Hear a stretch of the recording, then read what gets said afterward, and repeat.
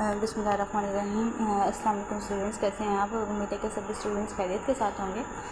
बच्चे, आज हम हमारे टॉपिक डिस्कस करते हैं how it works in blockchain, कि हम ब्लॉकचेन में किस तरह से वर्क करते हैं। फर्स्ट है आपके पास इंक्रिप्शन, सेकंड है digital signature, and third one is the blockchain networks, and fourth number पे है डिसेंट्रलाइजेशंस। अब इंक्रिप्शंस क्या होता है बच्चे, इसको हमने पीछे भी डिस्कस किया है कि जो सेंडर डाटा सेंड करता है वो इंक्रिप्टेड फॉर्म में होता है, ठीक है, और सिर्फ उसको वही इंक्रिप्टेड फॉर्म में डाटा रीड कर सकते हैं जिसको परमिशन दी गई हो।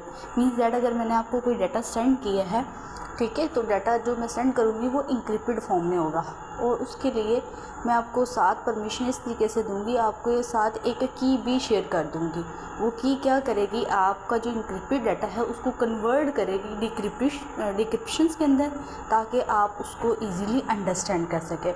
तो ये इंक्रिप्शंस का कॉन्सेप्ट है जो हमने पीछे भी डिस्कस किया था। Encryptions protect the data so only those with permission can read it. तो ये सिर्फ और सिर्फ उसको आप जो है वो उसको अंडरस्टैंड कर सकता है जो कि जिसको आप परमिशन असाइन करेंगे, ठीक है।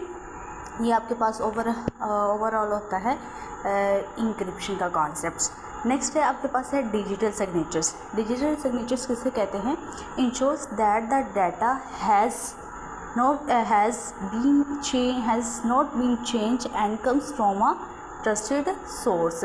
डिजिटल सिग्नेचर्स का वजह ये मतलब होता है कि अगर आपने डाटा जो है वो सेंड कर दिया है तो अपने उस इनवेल्प पर, जिस तरह से हमने पीछे इसकी प्रीवियस एग्जांपल भी डिस्कस की थी कि अगर आप कोई भी लेटर ईमेल करते हो तो उस लेटर पर आप एक साइन भी छोड़ते हैं, अपना साइन भी करते हैं, ताकि उस साइन को जो है कोई भी मॉडिफाई ना कर सके, कोई भी चेंज ना कर सके, और वो उसी तक जो है पहुँचे जिसको आपने जो लेटर है वो ईमेल की है। तो ये डिजिटल सिग्नेचर्स का ब्लॉकचेन के अंदर बेनिफिट होता है कि अगर आप कोई भी इंफॉर्मेशन शेयर करते हैं तो उसके ऊपर आप एक जो है वो साइन भी करते हो।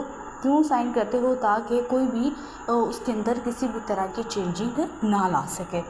Third one is that the blockchain networks. ये तो हम स्टार्टिंग से पढ़ते आ रहे हैं कि ब्लॉकचेन नेटवर्क्स बच्चे आपके पास सबसे ज़्यादा सिक्योर वे है लार्ज अमाउंट ऑफ डाटा को स्टोर करने का। इसमें आपका जो रिकॉर्ड होता है वो एफिशिएंट वे में स्टोर होता है और कोई भी अनऑथराइज्ड पर्सन इसको एक्सेस नहीं कर सकता। Blockchain networks record every action, ये हर एक्शन को रिकॉर्ड करता है।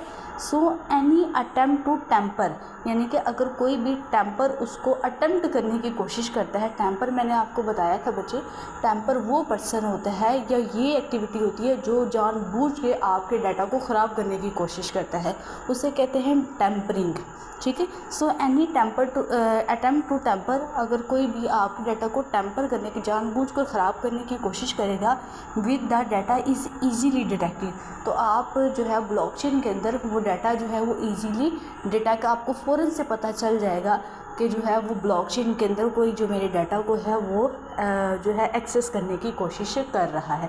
तो ब्लॉकचेन जो है वो आपको ये अपॉर्चुनिटी प्रोवाइड करती है कि आप लार्ज अमाउंट ऑफ डाटा को इजीली स्टोर कर सकते हो, और अगर उसको कोई टेम्पर करने की कोशिश करता है तो फ़ौरन से सिस्टम एक्टिवेट हो जाता है कि आप अपने डाटा को जो है वो उसको सिक्योर बनाएं, ठीक है। नेक्स्ट है आपके पास जो है वो है डिसेंट्रलाइजेशन प्रोसेस, ठीक है। अब बच्चे हम पढ़ते हैं डिसेंट्रलाइजेशंस। अब डिसेंट्रलाइजेशंस हमारे पास प्रोसेस क्या होता है? Decentralisation means the data is stored in many places. Decentralise में बच्चे वो प्रोसेस होता है जहां आप डाटा को मल्टीपल साइट्स पर जो है वो स्टोर करते हो, making it very hard for hacker, यानी कि ये हैकर के लिए मुश्किल होता है टू अटैक और चेंज द डाटा।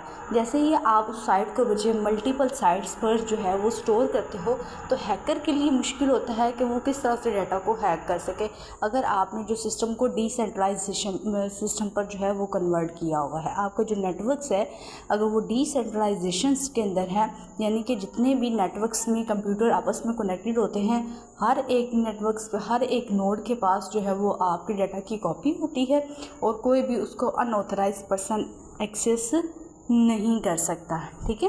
तो इसका जो लास्ट है इसको कंक्लूजन किस तरह से हम कर सकते हैं बच्चे, इसकी बाय कंबाइनिंग दिस एक्टिविटी, इसको रेस कर दे, बाय कंबाइनिंग दिस टेक्निक्स, इन तीनों टेक्निक्स को, बच्चे चारों टेक्निक्स को कंबाइन करने के बाद हमारे पास यह आउटपुट आती है, blockchain provide a very secure way. Blockchain जो है वो आपका बहुत ही ज़्यादा सिक्योर वे होता है डाटा को स्टोर करने का, to store and transfer data, और डाटा को ट्रांसमिशन की स्पीड भी उसकी फास्ट होती है, making it almost impossible for unauthorised people to access, यानी कि कोई भी अनऑथराइज जो पर्सन है उसको एक्सेस नहीं कर सकता, टू एक्सेस और the tamper with the information, यानी कि आपकी इंफॉर्मेशन कोई भी जो है वो टैम्पर नहीं कर सकता, चेंज नहीं कर सकता, ठीक है, ब्लॉकचेन के अंदर। ये ओवरऑल हमारे पास कॉन्सेप्ट्स था कि ब्लॉकचेन के अंदर किस तरह से वर्किंग की जाती है, उसके लिए हमारे पास कौन से जो की कंपोनेंट्स होते हैं, इंक्रिप्शन है, डिजिटल सिग्नेचर है, ब्लॉकचेन नेटवर्क है और डिसेंट्रलाइजेशन है। तो इन चारों की हेल्प से जो है वो अपने डाटा को मज़ीद ब्लॉकचेन के अंदर सिक्योर किया जा सकता है। तो ये बच्चे ओवरऑल इसका कॉन्सेप्ट था।